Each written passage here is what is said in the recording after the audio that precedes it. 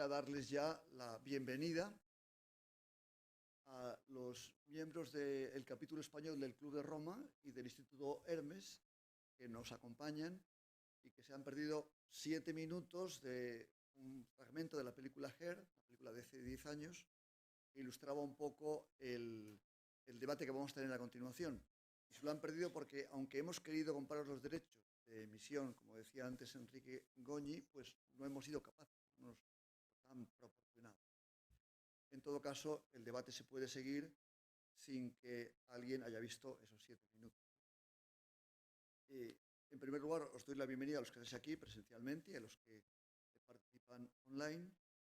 Y tengo que deciros que estoy encantado de que el Instituto Hermes y el Club de Roma organicen esto en la Universidad de Navarra, en mi universidad. Porque la universidad es el territorio de las conversaciones cultas. Ahora la gente llega el verano y ¿cuáles son las grandes preguntas que se da a la gente? Las grandes preguntas son ¿qué harán las Kardashian en verano? ¿A qué lateral izquierdo fichará el Betis? O una pregunta aún más metafísica como, por ejemplo, ¿hay vida después de Sálvame? Por ejemplo, son preguntas... No hay. Bien, creo que lo importante de la universidad es plantearse cuestiones relevantes, decisivas acerca de nuestra vida, en un clima de respeto y libertad. Eso es la universidad, ¿no? Y lo que vamos a hacer ahora es abrir un turno de preguntas. No voy a presentar a los 4 que me acompañan porque están presentados y a mí la reiteración no me gusta. Y les voy a ir dando la palabra y voy a decirles que hagan lo que quieran, que digan lo que quieran. Porque claro, si he dicho que es un clima de libertad, luego no me puedo contradecir. Porque si no me pasaría lo que aquel entrenador de fútbol chileno, que un día dio una entrevista, al día siguiente dio otra, el segundo día contó lo contrario al día anterior y el periodista, que era listo, le dijo, usted se está contradiciendo. Y este gran entrenador chileno, también de gran contenido metafísico, respondió, mire usted, uno no siempre tiene que estar de acuerdo con sus propias ideas.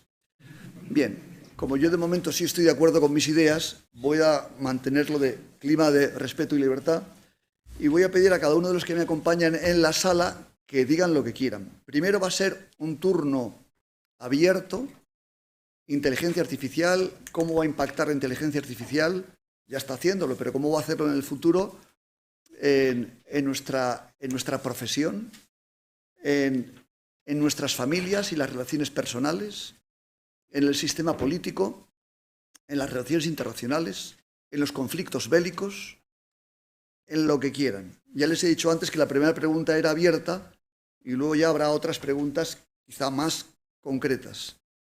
Y también a las 8:10 dejaremos de escuchar solo a nuestros 4 ponentes y pediremos al público que haga preguntas. Por eso tenéis unos papelitos y un bolígrafo.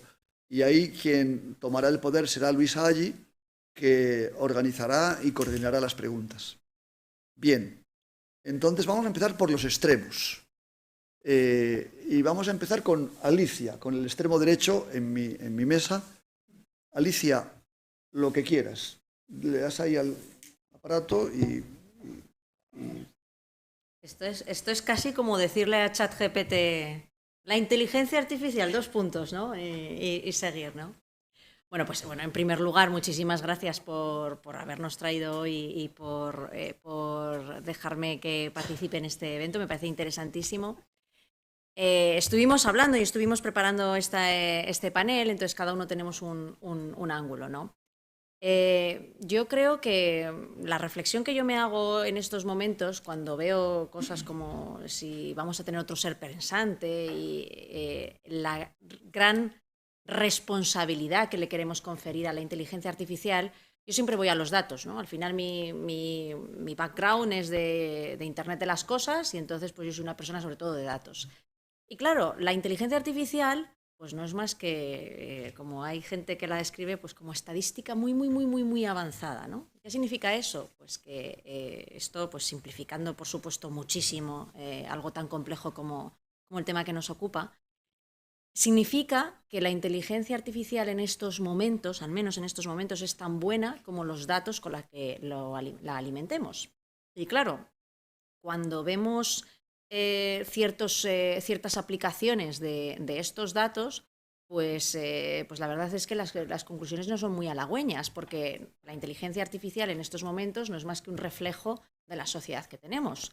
Hubo un algoritmo que leyó todos los libros que había en una biblioteca, como hacía la de la película, y le preguntaban, define hombre. Y entonces, pues en base a todos los libros que había leído esa inteligencia artificial, que era, yo creo que como todo lo que se había escrito en no sé cuántos siglos, decía hombre, persona valiente, agresiva, intuitiva, fuerte, tenaz, etcétera, etcétera, ¿no? Os lo podéis imaginar. Y ahora define mujer, persona bella, delicada, sumisa, inocente, tierna, etcétera, etcétera, ¿no? Y bueno, pues el primer corolario de esto es que al final no hay una mejora tras el filtro de la inteligencia artificial, es que no hay mejora, es la misma porquería que tenemos en la realidad, pues es la misma que tenemos, ¿no? Y lo segundo es que, claro, si aplicamos eso, esto es un ejercicio divertido, ¿no? Pues para demostrar que la sociedad tiene sesgos.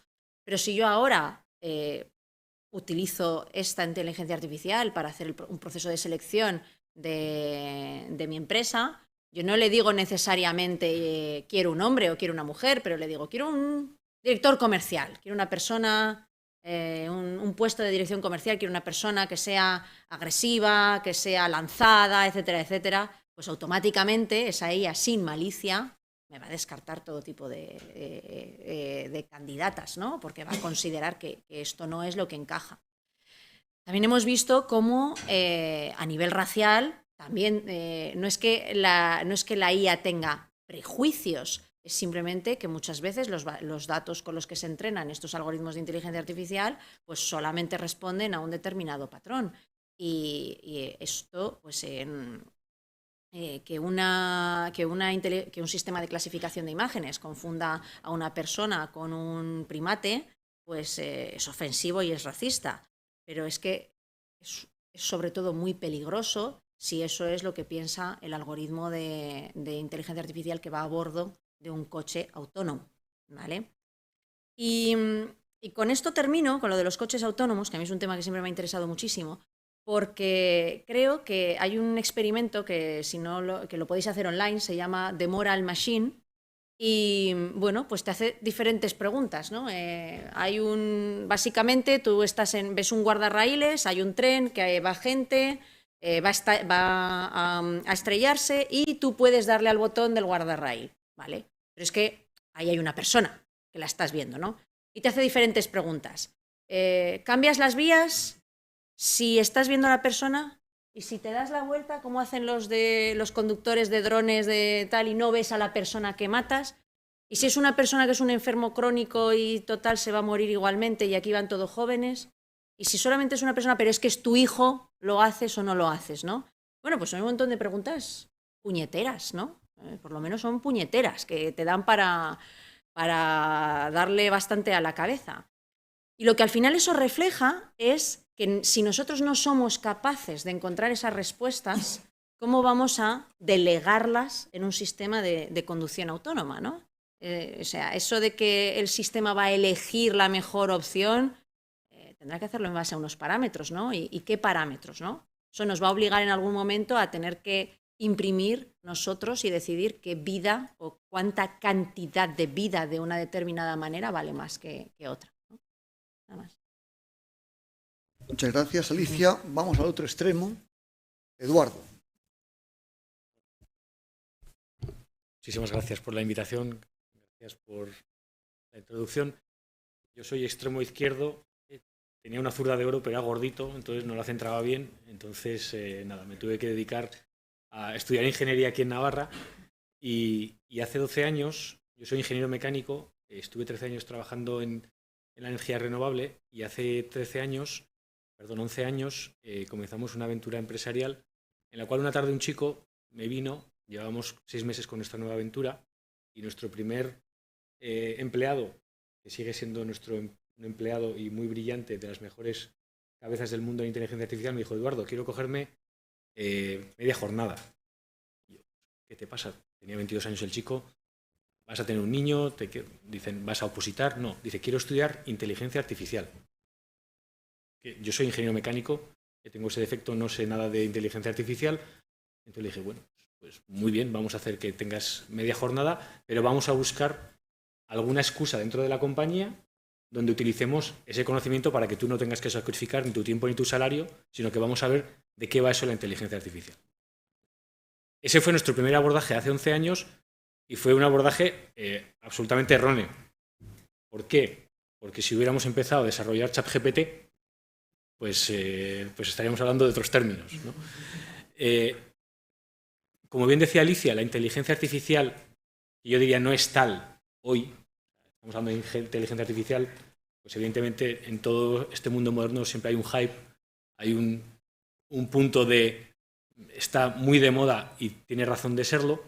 Lo que estamos utilizando hoy son sistemas muy sofisticados que evidentemente están basados en la producción humana. Y esa producción humana, tenemos la gran suerte de tener una gran enciclopedia que es Internet, que es el mayor cambio que ha sufrido la humanidad en los últimos milenios, ¿no? Tenemos acceso a cualquier tipo de conocimiento. Eso, las grandes compañías con muchos fondos son capaces de procesarlo y gracias a la capacidad de cómputo que hay, podemos inferir respuestas en base a una producción que es humana. En base a una producción que es humana, que son textos, hoy, que son fotos, que ya empiezan a ser vídeos. Evidentemente, para procesar vídeos hace falta mucha más capacidad de cómputo, pero, por ejemplo, no tenemos sentimientos.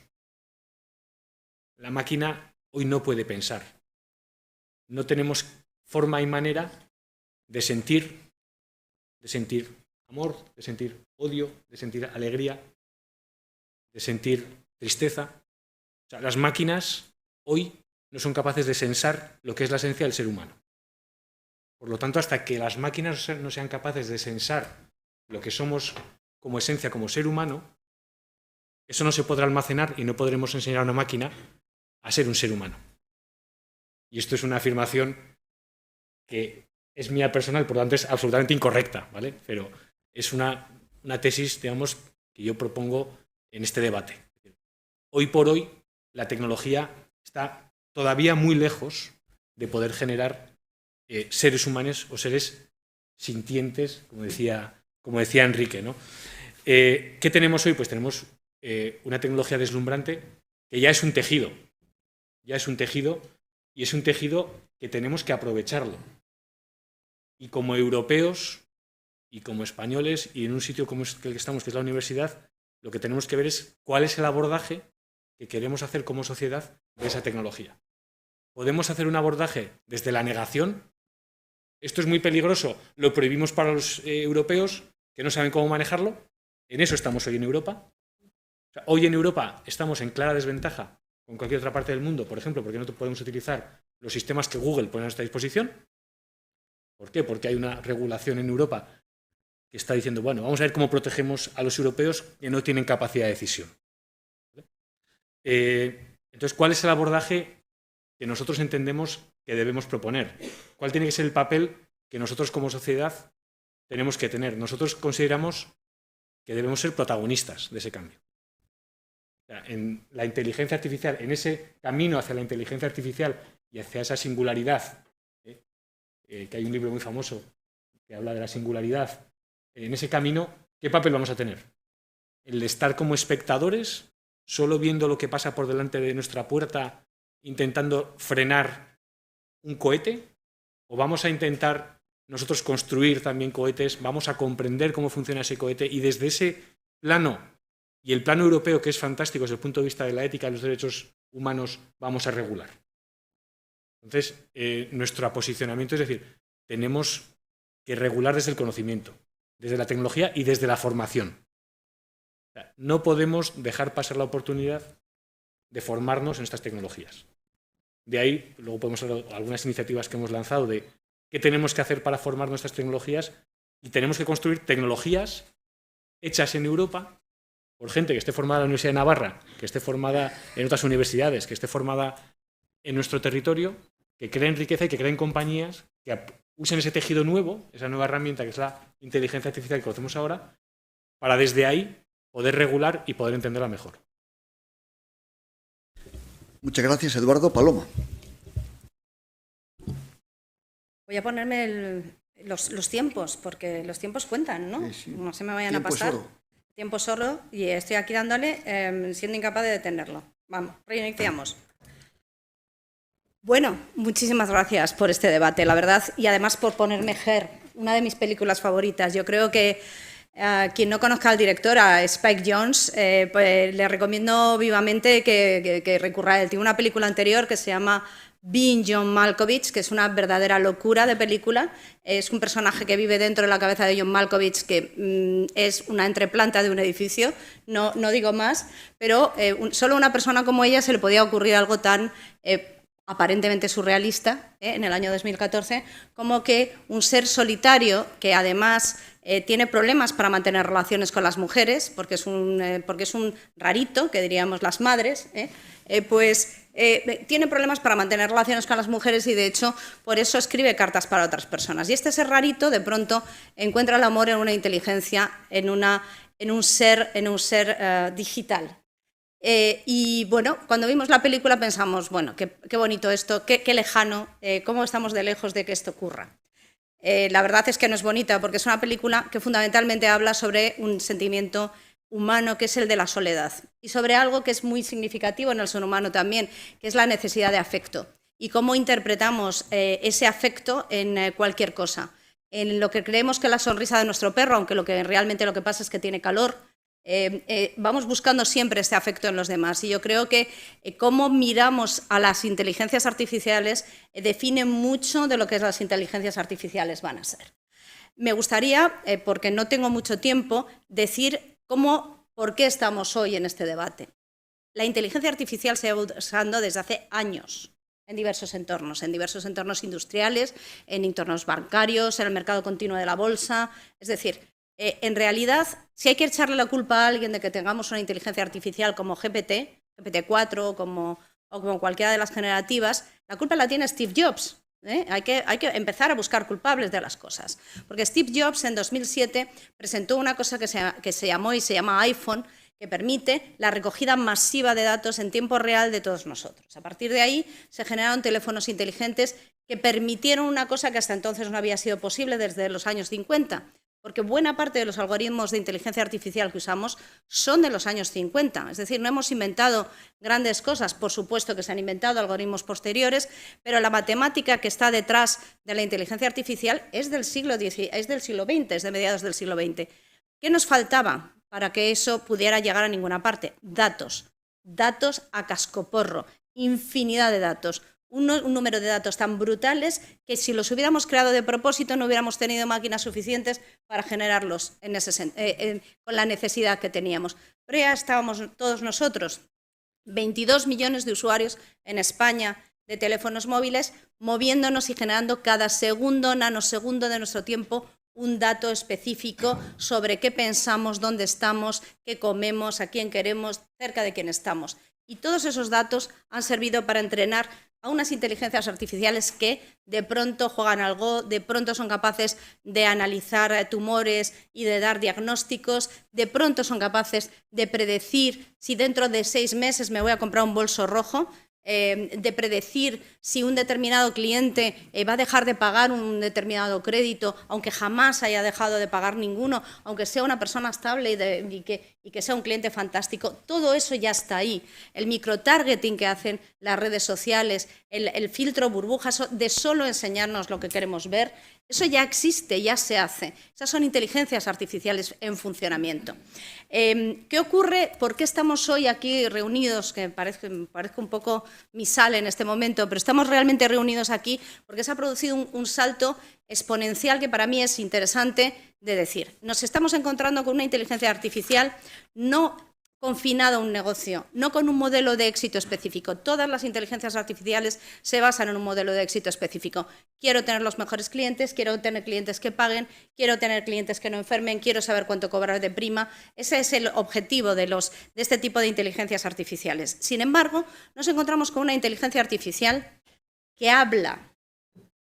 Para nosotros, que nos movemos entre un montón de seres sintientes que son los animales, nos hemos encontrado de pronto con alguien que nos habla, pero no nos habla como un niño que acaba de empezar a hablar y se da cabezazos contra la pared. No, nos habla de usted, nos habla con sentido, nos contesta a las cosas en un perfecto castellano, puntúa mejor que nosotros. Esto es impresionante, pero además genera creatividad, es capaz de generar pintura, música, es capaz de emular la voz de un ser querido. Es capaz de copiar la voz de cualquiera de nosotros. Es decir, que estamos frente a un cambio sustancial, porque las inteligencias artificiales generativas lo que hacen es sustituirnos como seres humanos en elementos que son esenciales para nosotros, como son el habla y como son la creatividad humana. Y esto impacta, porque hasta ahora las inteligencias artificiales hacían el trabajo repetitivo que los humanos no queríamos hacer. Ese trabajo repetitivo, además, con un modelo específico.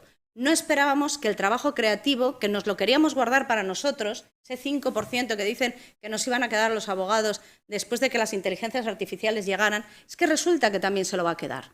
O sea, es que resulta que también se lo va a quedar. Y aquí hay una reflexión, más allá de si tienen conciencia o no, más allá de si vamos a ser capaces de que redes neuronales sintéticas emulen las redes neuronales humanas y por lo tanto sean capaces de sentir. Se ha dicho que no hay elementos sintientes. No es verdad, tenemos sistemas ciberfísicos conectados, y tú lo sabes muy bien, que tienen sensores por todas partes. Podemos sensorizar las inteligencias artificiales, que pueden sentir la realidad y a partir de ahí pueden sentir muchas cosas. Estamos en un punto en donde eso está disponible para cualquier humano a coste cero, como producto de consumo. ¿El futuro cómo lo veis? Pues ahí queda la pregunta, que yo se la paso, gracias Paloma, a Jaime. El futuro o el presente o el pasado, lo que quieres. Voy a poner el reloj. Que el único, se puede hablar de lo que se quiera, pero solo 5 minutos. Entonces, por eso me lo voy a poner. Pasa uno. Sí. Creo que todos nos estamos pasando, pero bueno. Yo quería, por organizarme en estos 5 minutos y contar muchas cosas, yo soy periodista, trabajo en un periódico, trabajo en el Grupo Prisa y siempre le digo a la gente que trabaja conmigo y en la escuela de periodismo lo he dicho siempre, que hay que contestar 3 cosas. Hay un periodista más en la sala aquí, ¿no? Hay que contestar primero qué, y eso es probablemente no a mí el tema, ¿no? Y que lo entendamos, hay que contar luego cómo, y eso es lo que te da los ángulos de un artículo, y hay que contar luego los quiénes, que es lo que te da los titulares, ¿no? Pues a ver si soy capaz de contestar las 3 cosas con la inteligencia artificial. El qué y por qué es tan importante hoy la inteligencia artificial. Creo que cuando hablamos de revoluciones tecnológicas, los que estáis en la sala y no seáis tecnólogos, estaréis un poco saturados de revoluciones tecnológicas, porque cada año hay una. Y hace 6 meses era el metaverso, y hace 12 era el blockchain, y hace 18 era otra. Esta vez creo que es diferente. Y creo que es diferente por varias cosas. La primera de ellas, yo tengo un compañero en el periódico, Jorge Wagenberg, divulgador científico, antes de que existiera la palabra. Jorge Wagenberg decía que las diferencias entre las revoluciones y las evoluciones es que las evoluciones cambian las respuestas y las revoluciones cambian las preguntas. Y estamos ante una tecnología que cambia radicalmente las preguntas. ¿Por qué? Porque las tecnologías hasta ahora, todas las que hemos conocido, da igual, desde la rueda hasta el ordenador, cambiaban o desafiaban lo que somos capaces de hacer. Esta tecnología no cuestiona lo que hacemos, cuestiona lo que somos. Y esto es un cambio radical en muchísimas cosas. Porque, como bien dice su nombre, esto es algo que quiere jugar a ser humano. Y aquí entran derivadas tremendamente interesantes. La primera de ellas, creo que todos lo estáis viendo cuando dialogáis o creéis que dialogáis con ChatGPT, es que la inteligencia artificial es un espejo deformante de lo que somos, en el que vemos nuestros sesgos, como decían por aquí, nuestras miserias y este fenómeno que llaman los filósofos el extrañamiento, ¿no? Cuando te sales de ti y te miras a ti, ves cosas que a veces te horrorizan. Y esto es algo bastante interesante. Y creo que en el corto plazo la inteligencia artificial además va a contribuir a los que posiblemente sean los 2 grandes problemas que tenemos hoy las personas o que tiene la humanidad. El primero es la desigualdad, que creo que no se nos escapa a nadie, que es el demonio y el monstruo que consume nuestras civilizaciones hoy en día. Desgraciadamente, la inteligencia artificial tiene capacidad de hacer el mundo todavía mucho más desigual. Unas ganancias de productividad exponenciales que van a hacer que el que la use y el que no lo use jueguen en ligas diferentes. El que se haya formado y sepa utilizarlo ganará muchísimo dinero, el que no ganará poquísimo dinero. Una polarización de la desigualdad que creo que es muy relevante en un mundo como el que vivimos. La segunda es todavía más preocupante, que ataca al que es el gran tema del momento, la confianza, ¿no? Hemos perdido confianza en casi todo, en las instituciones, en las personas, en las empresas, en casi todo. La inteligencia artificial, lo estamos viendo, tiene una capacidad de construir nuevas verdades, que esto es una manera políticamente correcta de decir destruir la verdad, nunca vista hasta ahora. Cuando vemos al Papa con un plumas blanco que nunca se ha puesto, nos puede parecer gracioso y nos puede parecer una mentira piadosa, valga la redundancia, porque es el Papa el que se pone el plumas. Pero esa, vamos a decir, destrucción sistemática de la certeza es algo que estaba ya en nuestro ecosistema social, pero que la inteligencia artificial generativa viene a destruir completamente. Pues sumad estas dos cosas: un mundo cada vez más desigual y un mundo cada vez más incierto, o donde es más fácil fabricar la mentira. Y ahí creo que vamos a encontrarnos con el que es, sin duda, el gran riesgo de la inteligencia artificial, ¿no?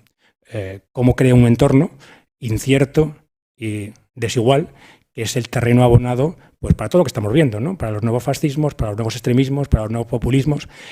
Un momento en el que lo nuevo no acaba de llegar, pero todos tenemos claro que lo viejo ya no funciona. Esto es Gramsci en estado puro, ¿no? Y ese es el momento en el que llegan los monstruos. Pues los monstruos pueden llegar, como no los regulemos, como no los controlemos, como no hagamos algo para frenarlo. Porque esto, ¿no? La desigualdad asusta, y la incerteza o la mentira enfada. Y los hombres blancos, asustados y enfadados, como dice mi amiga Clara Serra, son un problema hoy en la humanidad. Hombres, porque generalmente son hombres, blancos porque generalmente son blancos, y cada vez más enfadados y cada vez más asustados. Y ahí empiezan a pasar cosas. ¿Eso es el qué? ¿El cómo? Pues creo que es importante entender que la inteligencia artificial se está entendiendo de maneras muy diferentes en el mundo. 3 Ds, me voy a pasar un minuto. Una D, que es la D asiática, que es un eufemismo para decir China. China crea la inteligencia artificial para la dominación y para la disciplina. Todos sabéis, ¿no? El Partido Comunista Chino pone cámaras en tu puerta, guarda tus datos desde que naciste y a partir de ahí te va rankeando. La D de la disciplina y la dominación. Los americanos van por otro lado.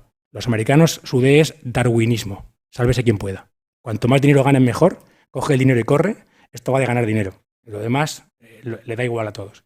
Los europeos nos estamos empeñando, y creo que es un acto heroico, en que nuestra D sea la de los derechos. Y ahí me uno a Enrique y a lo que Hermes propone. Hay una tercera vía, que no es la del poder sistemático de los chinos, que no es la del dinero fácil de los americanos, es la nuestra, es la de los que tenemos la otra D de la democracia, ¿no? Los que inventamos la democracia, los que creemos en los derechos y los que creemos en la ciudadanía. Pero ojo, que esto que es muy fácil de decir, es muy difícil de hacer. Y los chinos, con su idea de dominación, están donde están, el modelo funciona, ¿no? Su inteligencia artificial es muy avanzada, es muy sofisticada. Los americanos, con su modelo ultra neoliberal, como decimos, de coger el dinero y correr, pues ahí tenéis, ChatGPT y todo lo demás, su modelo funciona. Nosotros como europeos tenemos que lograr que funcione. Y esto parece que todavía no está tan claro. Dejo para las preguntas el quién, porque me parece que es interesante entender que la inteligencia artificial, aunque hagamos este extrañamiento y parece que viene de otro planeta, la programan personas, la entrenan personas y la ponen personas. Y a veces, como decían en The Wire, hay que seguir el dinero, ¿no? ¿Quién gana dinero cuando pone la inteligencia artificial? Bueno, lo dice The Wire y algún presidente del gobierno también lo dice ahora, ¿no? Esto es seguir el dinero. De nada, los europeos también inventamos la universidad, por cierto, que es una institución maravillosa. Bueno, habéis visto cómo la gente que sabe mucho, en poco tiempo, dice cosas muy relevantes. Y encima se atiene al tiempo, prácticamente clavado. Y claro, ahora Jaime hablaba de desigualdad y de blanquear la mentira, de alguna forma. Y nosotros, tengo que decirte que en época presanferminera estamos más con noticias buenas, o sea, queremos más noticia buena y tal. Y entonces yo voy a preguntar, Quizás siguiendo este lema de espera lo mejor, prepárate para lo peor, vamos a la primera parte, que es espera lo mejor. Yo quería preguntaros a cada uno de los cuatro, si queréis en el mismo orden, y ya os digo, si queréis empezar ya a interrumpiros unos a otros, os interrumpís sin pelearos, pero educadamente. Yo quería que cada uno me dijerais, cuando pensáis en inteligencia artificial, ¿qué sueño positivo viene a vuestro corazón? ¿Qué posibilidades, qué oportunidades? No muchas. Me gustaría que me dijerais una. Yo pienso en inteligencia artificial y creo que este problema lo vamos a resolver. Creo que esta dificultad la vamos a superar. Creo que esta meta la vamos a alcanzar. ¿Empezamos con Alicia, por ejemplo?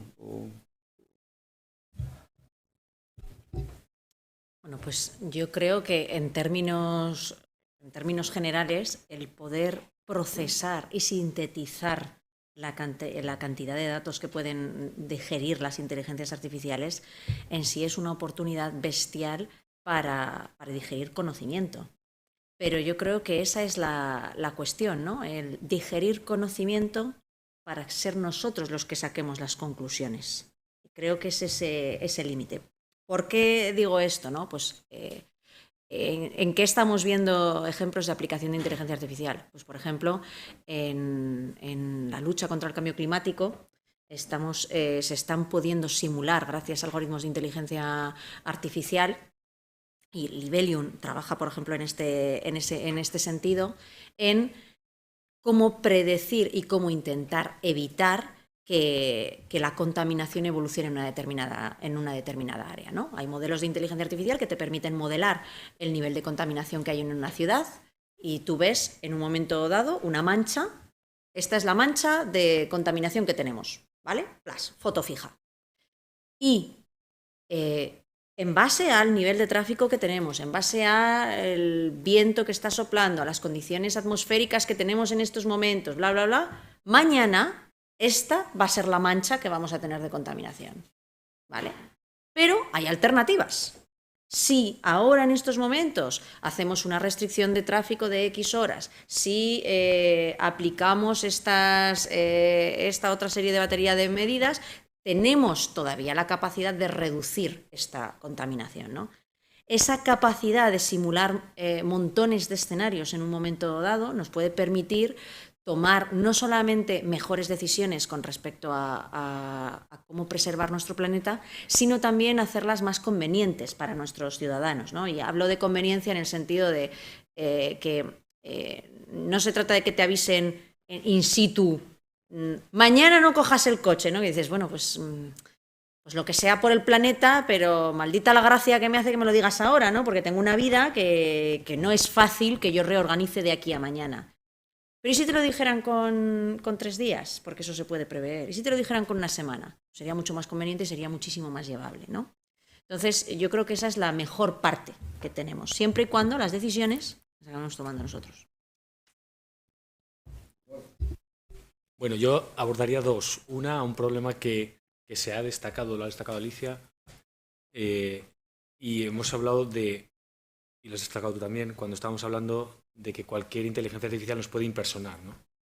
La inteligencia artificial, la buena noticia es que nos va a ayudar también a detectar esa impersonación. Es decir, máquina engaña a humano, pero máquina, veremos si puede engañar a máquina. Yo creo que ese es un aspecto importante. O sea, cuando estamos hablando de que efectivamente cualquiera puede intentar impostar nuestra voz y sacar una voz muy similar, nos puede engañar. Pero a una máquina es muy difícil que la engañe. Lo digo esto porque eso es una de las facetas donde en nuestra compañía en Veridas trabajamos, no desde este año, desde hace ya 11, en prevenir los deepfakes, las voces sintéticas, las caras sintéticas, etc. Es decir, máquina no engaña a máquina. Máquina engaña a humano y tenemos que prevenir eso, porque es el humano el que es la parte débil. Tenemos que instruir, tenemos que formar al humano de que las fake news no estaban creadas por ChatGPT, sino por bots, que eran personas escribiendo fake news, ¿no? Ahora tenemos una capacidad de producción de fake news inmensa. O sea, la autenticidad de lo que consumimos va a ser una de las claves. La autenticidad de las noticias.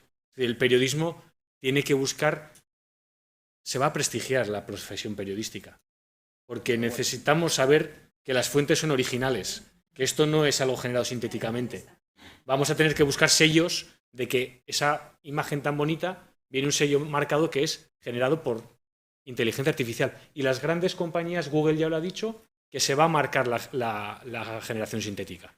Es decir, va a haber metadatos que van a decir, esto está marcado, esto lo ha generado una inteligencia artificial, y eso es un acuerdo que va a llegar OpenAI, van a llegar las grandes. Evidentemente, los modelos que están libres y los cogen los piratas, pues la lucha es como cuando aparecieron las impresoras y se ponían a imprimir dinero en tu casa. ¿Vale? Seguimos confiando en el dinero físico porque hubo medidas de seguridad, porque hubo marcas de agua, vamos a llamarle, para prevenir eso. Esa parte, yo diría que evidentemente hay un momento de transición y eso se va a proteger. Y ya hay avances en ese paso.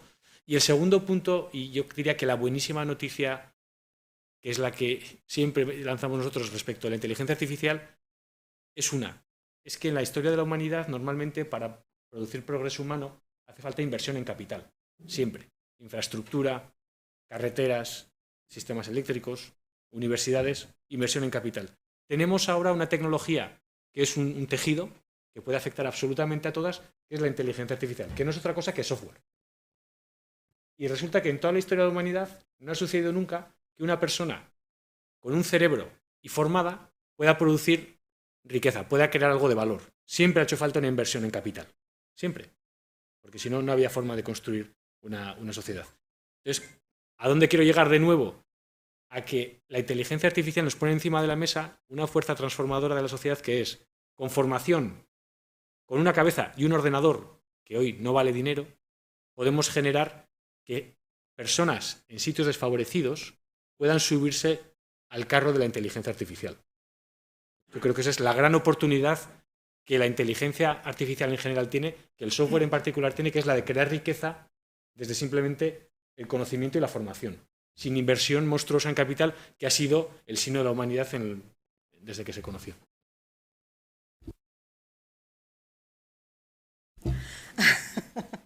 Vamos a ver.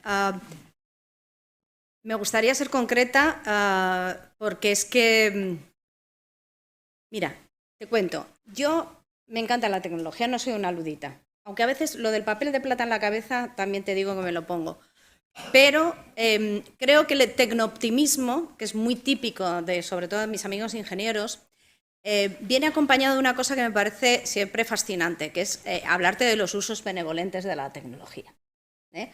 Vamos a descubrir la cura del cáncer gracias a la tecnología, vamos a conseguir que los seres humanos que están en una silla de ruedas anden, porque gracias a los implantes cerebrales vamos a conseguir que un tetrapléjico se levante y ande, va a ser casi milagroso, incluso vamos a andar por encima del agua. La realidad es que la tecnología tiene muchos usos benevolentes, muchos usos estupendos, y siempre se ponen de ejemplo para opacar todos los usos malignos que tienen, siempre. Y claro, yo me pregunto, ¿por qué no hemos limitado la tecnología solo a los usos benevolentes? ¿Por qué no hemos hecho un análisis de riesgo y hemos decidido, por ejemplo, todavía estamos a tiempo con los neuroderechos, regular los dispositivos cerebro-máquina para evitar que para conseguir que solo se usen uso médico, etcétera, etcétera, y que no se usen para jugar a juegos de rol y a todos acabemos enganchados a una máquina? Pues siempre me pregunto por qué lo hacemos. En realidad, la tecnología, claro que tiene usos benevolentes, pero no lo suficientemente buenos como para cubrir todo el daño que en muchos casos hace la tecnología de consumo. Y estamos ante una inteligencia artificial de tecnología de consumo. Por lo tanto, como me pides que te diga una cosa buena... Luego te voy a pedir una mala, o sea que estate tranquila. Por eso, por eso, pero te voy a decir una buena. Gracias a GPT y a todas, y Midjourney, creo que estoy mucho más cerca de poderme comprar ese hotelito en Vietnam y retirarme. Y contratar una muy buena póliza de seguros que me cubra todos los daños que vaya a causar, todos los estropicios que cause. Así que yo lo vivo de esta manera. Me va a ayudar a jubilarme. Yo soy optimista por castigo y por condena. Y estoy de acuerdo con lo que decía Enrique al principio, ¿no? De que al final estas distopías que a veces nos tratan de vender son interesadas, ¿no? Y buscan una reacción que es la del sometimiento, ¿no? Y como no queda nada que hacer, pues no hagamos nada. Y cada vez, fíjate que nunca fui gran defensor de Ortega, pero cada vez, como mi padre, más leo a Ortega. Y si os acordáis que Ortega decía, tenemos que decidir nosotros o otros decidirán por nosotros y generalmente contra nosotros. Pues yo creo que si queremos buenos usos de la inteligencia artificial, tenemos que decidir qué usos queremos. Y ahí entra lo de siempre, entra la política y las decisiones políticas. A mí me preocupa, veremos esta campaña electoral, pero yo apuesto con quien quiera a que se hablará muy poco de inteligencia artificial y de tecnología en esta campaña electoral, porque se habla de otras cosas. Pero bueno, yendo a cosas concretas, yo creo que por romper la visión distópica, creo que en casi cualquier ámbito, incluso de los que nos venden como peores, como es el de la automatización, hay propuestas que pueden ser muy interesantes. Y creo que lo fundamental es abrir ese debate, que hay aplicaciones de las partes menos positivas de la inteligencia artificial, como puede ser la automatización, que pueden generar un debate positivo. Yo el año pasado entrevisté 2 veces a Aaron Bastani, que muchos sabéis es el economista de moda en Inglaterra, dicen el referente de la nueva izquierda. En Inglaterra él tiene un libro muy interesante que se llama Comunismo de lujo altamente automatizado. El libro es tremendamente provocador porque él lo que dice es que todo lo que se puede automatizar, que se automatice, pero una vez que se automatice, eso pasa a ser propiedad de todos y paga impuestos para todos y todo lo demás. Y él tiene una teoría numéricamente poco rigurosa, yo solo he hablado con él varias veces, pero muy provocadora y muy interesante, que es por qué no podemos convertir la automatización en una manera de liberar nuestro tiempo y de construir una sociedad mejor. Y esto creo que es un debate que hay que abrir. ¿Por qué no abrirlo?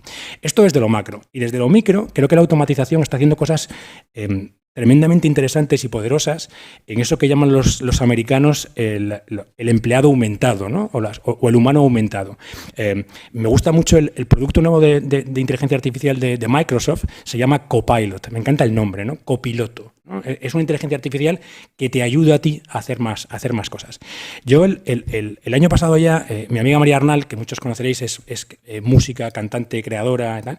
María Arnal el año pasado tiene un proyecto que la encargó el Sonar, luego lo volvió a hacer con nosotros, en la que ella, con un organeto del siglo XV, había metido un MIDI, unos sensores dentro del organeto, y daba un botón en el ordenador y el organeto sonaba como si fuera la catedral de no sé dónde, ¿no? Lo interesante es que con ese organeto ella canta por encima del organeto y luego mete algoritmos de inteligencia artificial que van subiendo tonos sobre su voz. Entonces, María, ella sola, es capaz de tocar el órgano como una catedral gótica y montar un coro polifónico con 30 voces ella sola. Esto es inteligencia artificial y esto es empoderar a un creador. Entonces, a veces cuando discutimos si esto ayuda o no al creador, pues creo que algunos sí. Zora Jones, que es mi productora musical favorita, dice que si eres un creador y la inteligencia artificial te ha quitado el trabajo, es que no eras un artista. Me parece muy provocadora la frase. Muy bien, pues vamos un poco a la parte, a la visión más negativa. Siempre pienso que en las organizaciones siempre tiene que haber un abogado del diablo que te diga, oye, si haces esto te hundes, si haces esto te meten en la cárcel, tal. Pero no muchos, porque si hay muchos, al final te deprimes, ¿no? Pues, hagas lo que hagas, si me siento porque me siento, si me levanto porque me levanto. Entonces aquí estáis 4, y entonces voy a poniros 4 abogados del diablo, abogadas del diablo. Entonces, ¿qué nos puede pasar? Por ejemplo, para que no te vayas a Vietnam, porque antes hay una guerra nuclear desatada porque el botón rojo no lo tocó. ¿Lo de Vietnam? Lo siento, o sea, pero creo que no va a pasar, pero vete tú a saber. Ahora ya sin orden, porque estamos demasiado ordenados. ¿Qué es lo que más os preocupa? ¿Qué es lo que os inquieta? ¿Qué puede salir mal? Como diría Esperanza, ¿te inquieta? ¿Qué te preocupa? ¿Qué te perturba? Bueno, yo creo, supongo que has leído a Shoshana Zuboff, Capitalismo de Vigilancia, que creo que es un libro fascinante, y creo que define muy bien cómo el capitalismo ha cambiado a raíz del uso de los datos, ¿no? El uso de los datos ya ha tenido un impacto, el uso masivo de datos ya ha tenido un impacto en la manera en que vivimos, y lo vemos todos los días. Creo que ha aumentado la precariedad. De hecho, hay un elemento que a mí me gusta hablar mucho, que es la precariedad circular, cómo precarizamos a los demás y los demás nos precarizan en un loop infinito de precariedad, cómo se han debilitado las democracias, cómo hemos llegado a puntos políticos muy preocupantes debido al uso de estas tecnologías para el mal. Cómo la gente está más sola, cómo los adolescentes están más solos. Hay un problema de soledad y desconexión de ellos que lleva a una preocupación sobre sus enfermedades mentales. De hecho, en Estados Unidos ya han tomado cartas en el asunto y fiscales de diversos estados están empezando a iniciar acciones contra las redes sociales porque están preocupados por lo que está afectando a la salud mental de los menores esta situación. Pues imaginemos esto elevado a la enésima potencia. Es decir, ya nuestro capitalismo ya no es el capitalismo que usábamos, no es el capitalismo de la escuela austríaca, es un capitalismo nuevo, es un capitalismo de datos, y ahora tendremos un capitalismo diferente. Y en este capitalismo diferente, además, hay elementos emocionales que me parecen perturbadores, como puede ser el hecho de tener una memoria alterada. Una memoria alterada porque al final esto se conectará de una manera u otra con experiencias inmersivas y acabarás teniendo una sensación que no sabes muy bien qué es lo que te ha pasado a ti de manera real, que es sintético, sobre todo en esa figura que se llama del metaverso continuo. Sé que nos reímos mucho del metaverso continuo, pero el metaverso continuo se va a producir. Las gafas de Apple son espectaculares, las copiarán, serán baratas, las usará todo el mundo. Y, por lo tanto, pues, ¿qué pasará de nosotros? ¿Cómo sabremos si de verdad hemos estado esquiando en Gstaad o lo hemos hecho a través de un simulador? ¿Cómo sabremos si la calle por la que hemos paseado, en donde hemos decidido verla como en el siglo XIX en vez de como ahora, en realidad la hemos visto así o no? Es decir, yo creo, a mí lo que me preocupa es cómo esto alterará nuestra capacidad de memoria y cómo nos alterará como seres humanos nuestra propia identidad. Entonces, si ya llevábamos tocando las hojas de comer, yo creo que estamos ya muy cerca de las cosas de mera supervivencia. Así que, de hecho, ya me puedes echar del grupo porque me he puesto súper negativa. Me ha preocupado lo de tocar las cosas de comer porque eso en Navarra es muy serio. Por eso. Pero bueno. Yo si quieres te voy a contar algo muchísimo más cercano y que me preocupa, ¿no? Que es el algoritmo como excusa. El algoritmo como excusa y como justificación de casi cualquier cosa, ¿no? El pensar que si un chofer que conduce un coche por una plataforma y un algoritmo le mide los kilómetros que hace y si no le castiga y tal, pensar que eso es un problema del algoritmo y no del señor que pone el algoritmo, ¿no? Porque creo que ahí vivimos un problema interesante. Hay un libro estupendo de una politóloga americana que se llama Virginia Eubanks, que se llama La automatización de la desigualdad y cómo cuenta cómo los algoritmos se están usando para automatizar lo que ya se hacía, ¿no? Segregar al débil, perjudicar al débil y cómo esto se está convirtiendo en una excusa para muchas cosas. Pensad, porque esto ya ha pasado. Cuando hablamos de automatización y de robots, yo siempre digo, hablo de esperando al robot como esperando a Godot. ¿Os acordáis de la obra maravillosa de Beckett, ¿no? Godot nunca llega, no se sabe a qué venía, da igual porque lo importante es la espera. Llevamos años esperando al robot. Hay un libro mítico del señor Rifkin que tiene 30 años, el libro, ¿no? Que dice que los robots van a llegar y como van a llegar los robots, pues los trabajos serán peores, se ganará menos, viene precarización y viene todo lo demás. Los robots no han llegado, no los hemos visto, pero todo lo demás, mientras que esperábamos al robot, sí que ha llegado, ¿no? Ha llegado la precarización, han llegado los peores sueldos, ha llegado la pérdida de poder de las fuerzas sindicales, todo esto ha llegado. A ver si es que el robot era una excusa y el problema era otro. Pues a mí me da miedo en el corto plazo el algoritmo como excusa, ¿no? El algoritmo es mi jefe. No, el algoritmo no es tu jefe. Tu jefe ha puesto un algoritmo para vigilarte, ¿no? Y ahí creo que pueden pasar cosas interesantes en el cortísimo plazo, ¿no? El echarle la culpa de todo a los algoritmos. Alicia, Eduardo primero, Alicia cierra este bueno, hay que decir algo negativo. Yo es que soy optimista por naturaleza y es Venga, que fuérzate, me niego, no voy a poder. Tranquilo, ya he estado yo. Hay una correlación directísima entre el desarrollo de las sociedades, su riqueza y el número de robots que tienen instaladas. O sea, en Europa el país con más robots es Alemania, en Asia es Corea del Sur. digo, por llevar un poco la contraria. Pero fíjate, entonces la pregunta son es, países con buenos trabajos. Es justamente lo que nos quieren vender, ¿no? Nos quieren convencer de lo contrario. Por eso. La base es, y vuelvo de nuevo a la formación y al conocimiento. Tenemos que dar la batalla desde el conocimiento. No podemos dar la batalla solo desde el no. Hay que dar la batalla desde el conocimiento, desde la creación, desde el entendimiento. Entonces, a veces pecamos de hay que hacer. Pues no, hagamos, seamos protagonistas, tenemos capacidad de hacer. Europa ha hecho, tenemos que hacer. Entonces, hay que ponerse, hay que remangarse y hay que sudar la camiseta. Entonces, que haya automatización de trabajos es fabuloso. En Europa lo que no va a haber es paro. No va a haber paro porque no hay gente. Si es que o sea, no hay gente. Por lo tanto, no va a haber paro. Fantástico. Ahora, ¿quién nos va a cuidar? Si Dios quiere, todos vamos a ser mayores. ¿Cómo vamos a vivir de mayores? No vamos a tener pensiones, no nos va a cuidar nadie. Paro no va a haber, porque no hay gente. Entonces, ¿qué hacemos? ¿No? ¿Qué hacemos para crear cosas de valor y poder traer gente desde fuera para que también genere cosas de valor? Yo creo que es un debate que no tiene nada que ver con la inteligencia artificial, pero es que me niego a decir cuál es lo negativo. Creo que lo negativo es intentar regular desde el no. Yo creo que hay que regular desde Europa desde el cómo sí.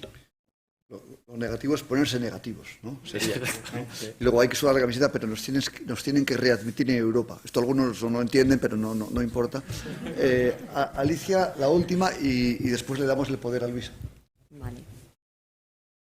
Bueno, pues yo creo que si decimos qué es lo peor que puede pasar, ¿no? Lo peor es la tercera fase de la inteligencia artificial, donde llegamos a la singularidad. Entonces ya no es que sea tan lista como nosotros, sino que es más lista, aprende a toda pastilla y es el sometimiento humano, ¿no? Entonces, vamos a analizar esto de una manera un poco menos infantil, ¿no?, que el sometimiento humano en general. Porque efectivamente uno dice, hombre, esto va a ser Terminator, ¿no? Y hombre, no lo veo, ¿no? ¿Cómo van a venir? ¿Va a engañar la inteligencia artificial para que venga alguien? ¿Lo va a contratar para que haga un robot, ¿no? Y venga y sean robots policías. No, pues esto parece poco plausible que suceda. Lo que sí dicen que puede suceder en esa singularidad es que haya un sometimiento sutil, un sometimiento a través de la manipulación y que lleguemos a ser corderitos, ¿vale?, sin que además nosotros lo sepamos. Es decir, no una singularidad violenta, sino sutil, ¿vale?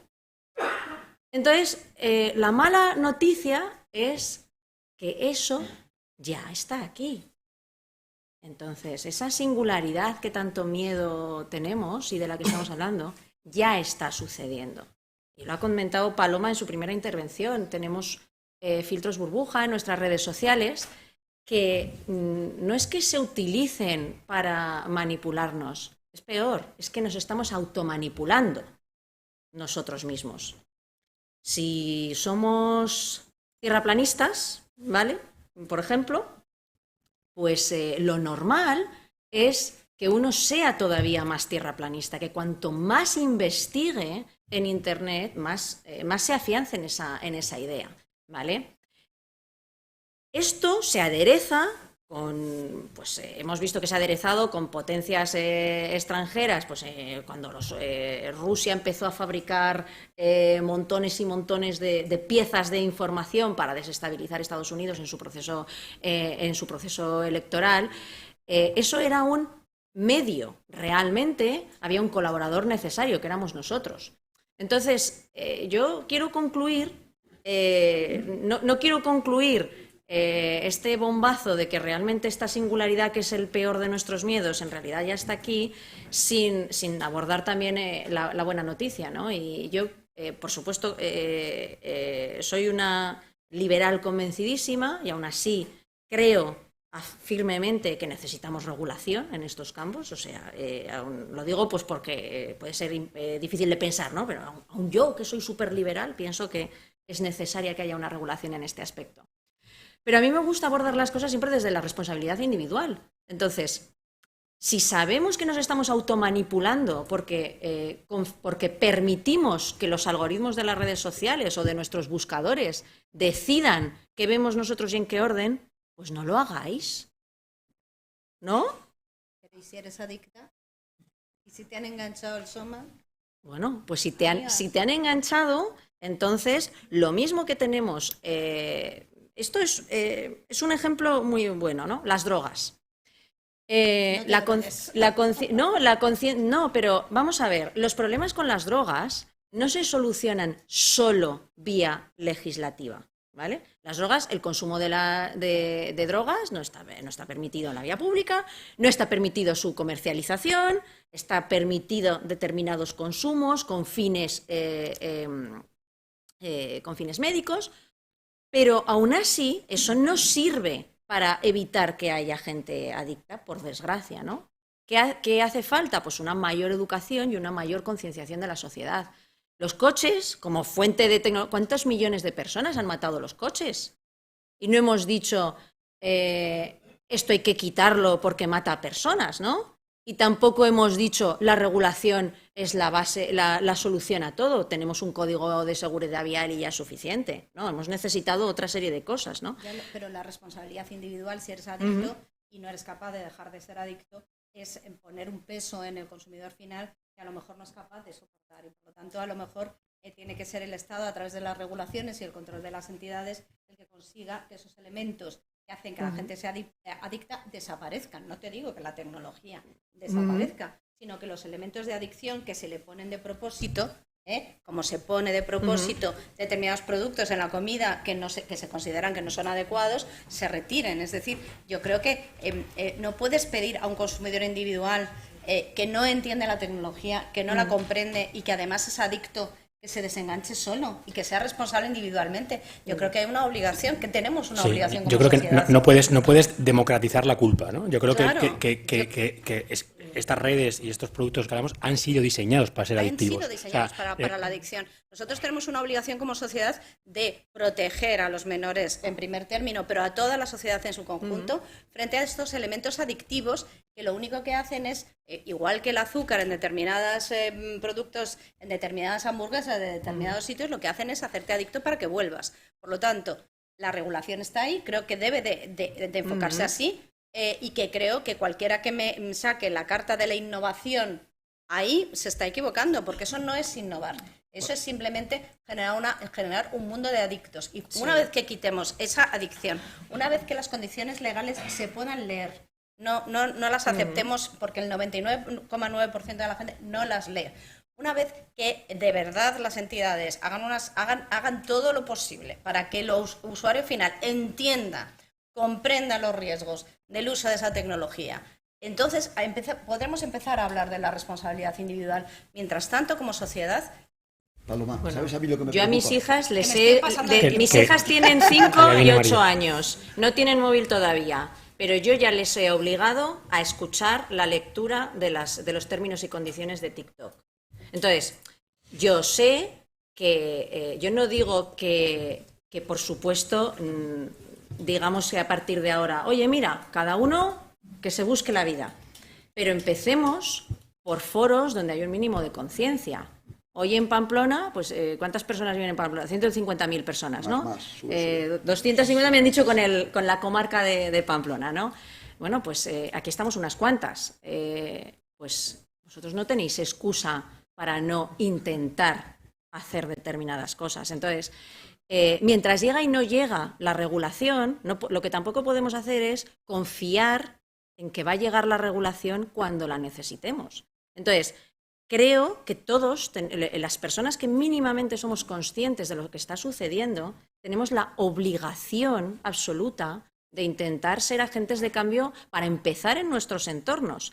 Mientras, por supuesto, colaboramos en otros foros para que esta regulación llegue. Por supuesto, yo no digo que esto sea una excusa para quitar la regulación, pero digo que las personas que ya estén mínimamente concienciadas, que empiecen a hacer algo, porque también oigo mucha gente que no está en ese nivel de adicción médica, que que muy fácilmente se deja llevar, ¿no? Bueno, sí, como total ya nos controlan, como total ya... Bueno, y como total ya, tú mientras tanto, ¿qué vas a hacer, no?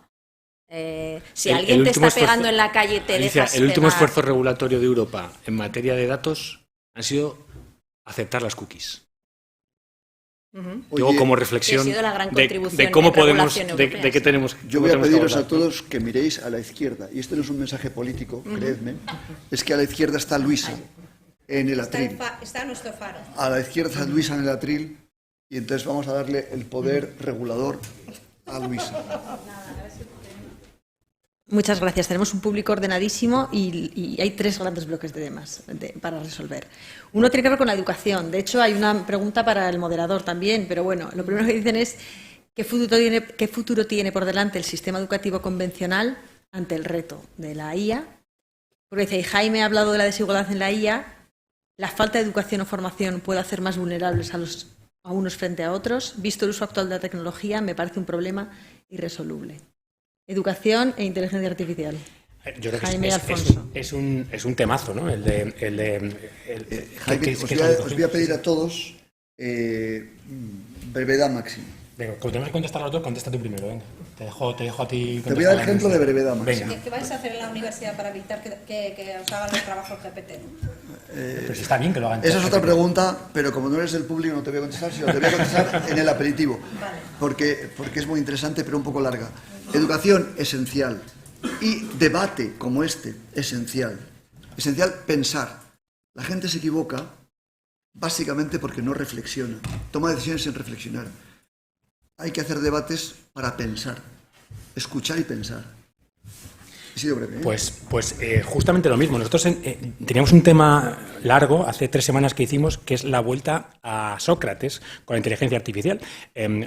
La vuelta al concepto de diálogo socrático, ¿no? El tema es que en un mundo en el que el conocimiento, las preguntas las responde inteligencia artificial, lo bueno está en saber hacer preguntas. Y saber hacer preguntas es conversación y es vuelta a lo básico. Llevamos años diciéndolo, que esto va de saber de tecnología, pero va de saber de filosofía, de sociología, de otro tipo de cosas.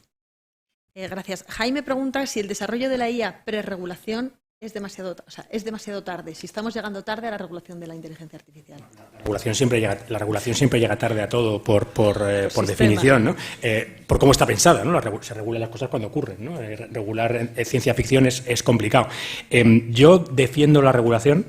Aquí siempre decimos esto de defiendo la regulación, pero yo no pongo peros, defiendo la regulación y creo que hay una palabra horrible que es esa de autorregulación.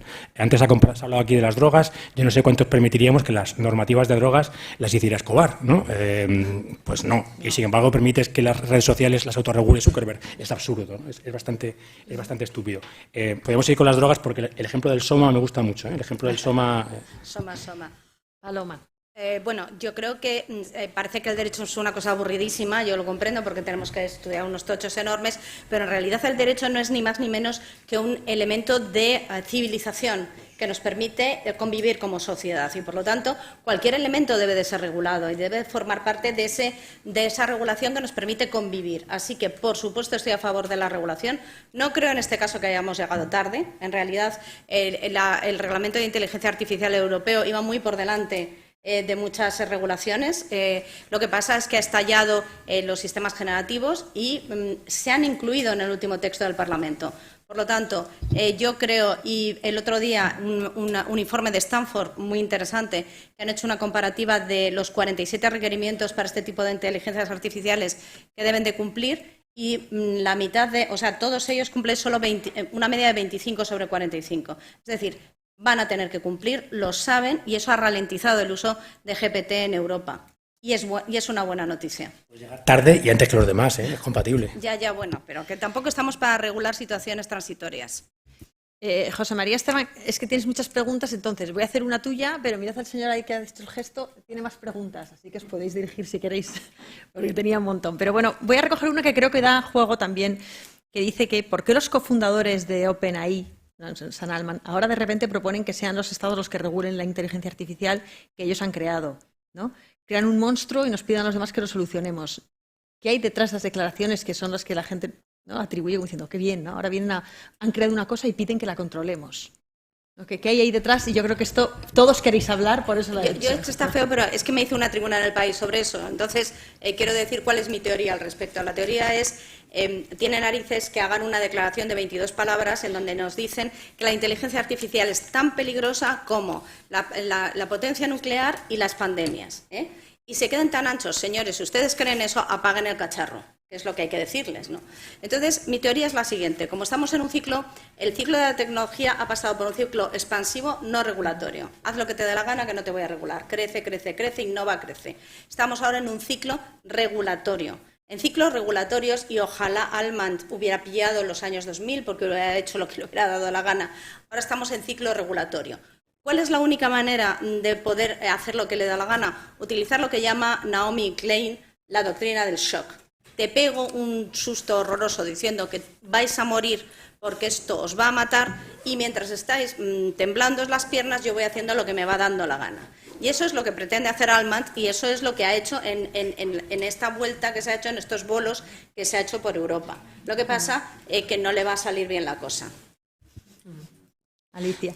Sí, yo creo que el pedir que se deje de utilizar, o sea, a mí me parece que es algo tan sumamente naif y torticero y cutre que es totalmente inverosímil. O sea, nadie, yo creo que no puede engañar a nadie el decir que su interés está en que lo que quieren es que todo el mundo deje de desarrollar mientras decidimos esto como tiene que resultar. Pero Altman no pide eso, Altman lo que pide es regularlo. Porque, ahora. Sí, pero que lo que ellos decían inicialmente de paremos el desarrollo. Sí, pero eso no es Altman, eso no es Altman, eso es otra gente. Desarrollo, paremos Eso es ese otra desarrollo. Pues era él, ¿o no? Eso es Elon Musk, o sea, es que son dos cosas diferentes. Son dos cosas diferentes. A mí me parece que es una posición meramente oportunista de decir, simplemente quiero que mientras nadie me controla quién está haciendo qué y quién está desarrollando, lo único que quiero es controlar que no salgan al mercado en este breve periodo de tiempo mientras decidimos qué se vuelve a hacer o no, que no puedan salir competidores que sean más fuertes, únicamente. O sea, no veo Yo creo que son dos cosas diferentes, ¿no? Lo de Altman y lo de Elon Musk. Lo de Altman es como el entrenador chileno que decías tú antes. O sea, Altman dice en cada sitio una cosa diferente. O sea, Altman en 2 semanas ha dicho de todo. Aquí dice que... Aquí dice otra regúlame, en Estados Unidos no, o sea, cada vez dice una cosa diferente. 2, yo creo que hay que entender también el personaje, y lo decimos desde el principio, y cuál es su D. Su D es darwinismo, o sea, este señor va a ganar dinero. Se ha gastado 250 millones en desarrollar ChatGPT, tiene que ponerlos... 250.000 millones, perdona, o sea, que es una fortuna, tiene que, de alguna manera tiene que recuperarlo. Y luego tengamos en cuenta cómo son estos personajes, ¿no? Porque decíamos ahora mismo Elon Musk, que es el otro que lo quiere frenar. Elon Musk, como sabéis, la semana pasada ha desafiado al señor Zuckerberg a encerrarse en una jaula en Las Vegas y pegarse, los dos, ¿no? Yo no sé si ir o no, pero este es el tipo de personajes. Entonces, a veces es que al final damos voz a gente que a lo mejor... yo creo que están demostrando algo que todos sospechábamos, ¿no? Que puede ser la persona más rica del mundo y a la vez un completo imbécil, ¿no? Entonces, que son cosas que todos sospechábamos que era posible, pero están demostrándolo empíricamente. Sí, sí. Bueno, yo mi tesis positivista creo... No. Realmente el problema que tiene OpenAI y demás es realmente cómo van a monetizar todo esto. O sea, se ha creado tanta pelota que realmente ellos están viendo que realmente esto es un producto de muy difícil monetización. Nos ha deslumbrado, estamos deslumbrados. Una vez que se pase el fogonazo, volveremos a enfocar. Ya no me hacen tanta gracia las fotos del Papa con un plumas. Ya no me sorprende, cuestionaremos lo que estamos leyendo, lo que estamos viendo. Y la monetización de estos sistemas va a llevar mucho tiempo. Entonces, en ese shock, y estoy de acuerdo con Paloma, bueno, vamos a parar esto porque yo tampoco sé qué hacer con este cacharro. No sé qué hacer con este lío. Ojo, cuando ya hay modelos open source, en nuestra oficina hay modelos open source, porque son abiertos, que nuestros ingenieros los saben manejar. ¿Y para qué los estamos utilizando? Para detectar fakes generados por inteligencias generativas. Entonces, hoy por hoy, tienen ellos un problema de modelo de negocio, de explotación, de eso que han creado, que es muy espectacular, pero no deja de ser una máquina de deslumbrar. O sea, las aplicaciones van a llegar y son importantísimas y son más importantes desde el punto de vista de aplicaciones que han sido más tradicionales en la medicina. Los vehículos autónomos se vienen desarrollando desde hace ya 15 años, se va a seguir trabajando. Por supuesto, hay que trabajar en la regulación de ese tipo de sistemas, de cómo vamos a hacer que el vehículo funcione, de qué decisiones se van a tomar, pero tenemos que tomarlas. Yo creo que la parte de ChatGPT y la inteligencia artificial generativa deslumbra porque se viste de ser humano, pero no es un ser humano. Entonces, en ese disfraz, cuando ya hayamos dicho, esto es un disfraz, llega la fase de escepticismo. Entonces dices, ¿y ahora cómo monetizo yo todo este lío? Entonces, la inteligencia artificial que se viene utilizando en los modelos que decía Alicia, en los modelos climatológicos, en los sistemas industriales, en los sistemas médicos, se va a seguir utilizando. No digo que no haya retos con las generativas. Y hay retos fantásticos como el de la educación, el cómo la utilizamos para sumar, ¿no? Porque decimos, no la usen los estudiantes. Pues la usarán. Te voy a dar 2 palabras de monetización: apificación y fine-tuning. Ahí es donde está el dinero. Y ahí es donde está el problema del uso de estas tecnologías. ¿no? Ya están en Microsoft, ya están en Salesforce, ya están por debajo de muchas. Y no olvidemos que en el mundo, en el capitalismo digital, esto no va a ganar dinero. Esto va de vendérselo a otro que pague el dinero que tú te has gastado. Entonces ahí... La lata. Pasar la lata. Pasar la lata. 2 preguntas, una muy cortita y otra, una ronda cortísima de cada uno de vosotros. La primera pregunta es si va a poder la IA llegar a conocer nuestro inconsciente. ¿Y la conectamos al cerebro, como hay gente que pretende? Sí. Vale, resuelto. Y ahora un consejo, ¿no? Habéis enzarzado antes una parte de la conversación, es ¿qué tenemos para que salgamos con algo que hacer a partir de ahora? Un poco de tarea. Es ¿qué tenemos que hacer cada uno de los que estamos aquí? Algo fácil para tomar el control. Datocracia. O sea, ser...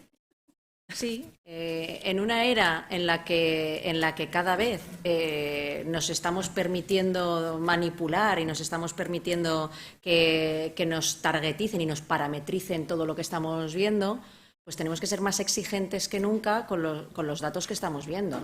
O sea, quiero decir, tenemos que elegir una vida más incómoda. Cuando me dicen, ¿quieres que guarde tu tarjeta para no sé qué? Digo, no. Bueno, ¿quieres que te marque el camino? No. Para empezar, o cuando dice aceptar las cookies, yo ya sé que es peor dar, en vez de un clic, dar 2 o 3, que es lo que cuesta, pues al final acabas automatizando el gesto, lo acabas haciendo. Pero algo tan sencillo como leer gráficas, y ahora estamos en campaña electoral, nos vamos a hinchar, porque está de moda el periodismo de datos, nos vamos a hinchar a ver gráficas. Bueno, datos, comprobad las series temporales, que estén en orden, que hay, eso muchas veces a la gente en campaña pues se les bailan los histogramas y tal, comprobad si las cosas están en porcentajes o en números absolutos, que son cosas de ABC, pero que cuando estás mirando noticias a la velocidad que las consumimos, muchas veces lo único que se busca es ese primer impacto. Entonces, creo que es bastante sencillo. Que estamos pasados. Ya os decía yo que era más interesante hablar de inteligencia artificial que de las Kardashian, que por cierto nunca sé cuántas son. Y luego también quiero deciros, ni quiénes tampoco, porque no hemos sido presentados oficialmente. Y luego tengo que deciros que la conversación continuará con la Coca-Cola o lo que sea y las peladillas fuera.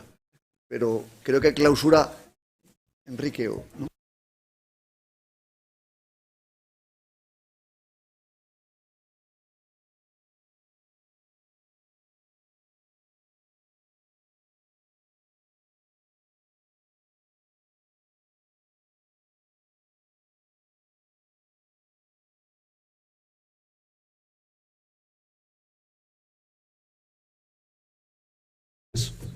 ¿Somos ya súbditos? Bueno, tanto Hermes como el Club de Roma lo que promueven, en esencia, es que tengamos un esquema de garantías y derechos civiles en online igual al de offline, no análogo, de la misma calidad. Y eso es lo que tenemos que hacer. Y eso es lo que tenemos que hacer. Desde una posición, amando la tecnología y analizando sus impactos. Fijaros, ha salido aquí una cuestión, y es poner un producto de alimentación en el mercado exige un análisis de impactos en el ser humano muy superior a un tecnológico. No hablo ya de un medicamento. Y estamos viendo que con la tecnología los seres humanos somos capaces de hacer lo mejor y lo peor. Habéis citado Tesla, el coche autónomo. ¿Sabéis que los coches Tesla, los Teslas, se hablan entre sí? Intercambian datos de dónde estás conduciendo tú con otro Tesla. E intercambian, además, qué tipo de conductor eres, si eres nervioso, aceleras, etcétera, qué tipo de curvas, si te has pasado en velocidad, de todo, sin consentimiento del conductor. Ahí tenéis un ejemplo de un mundo paralelo que está vaciándonos. A eso me refería de la huella digital. Está bien que nos libremos del milenarismo y del apocalipsis, pero en medio respeto, ¿no? Y conciencia. Bueno, un último ejemplo. Yo me he metido en Bing, que es la de Microsoft, que es más empática que ChatGPT. Le he preguntado, le he dicho que me dé los orígenes del apellido Goñi. Y lo primero que me ha dicho es, ¿te apellidas Goñi? A continuación me ha preguntado si soy navarro. Es decir, en vez de darme información, me ha empezado a chupar datos, y además con acierto. Bueno, si queréis vivir una experiencia realmente desconcertante de una IA tan buena como Samantha, que se lleva a Teodor de Calle, meteros en tuyo, pero con I latina. Ya me contaréis. Muchas gracias por estar aquí. Hasta la próxima.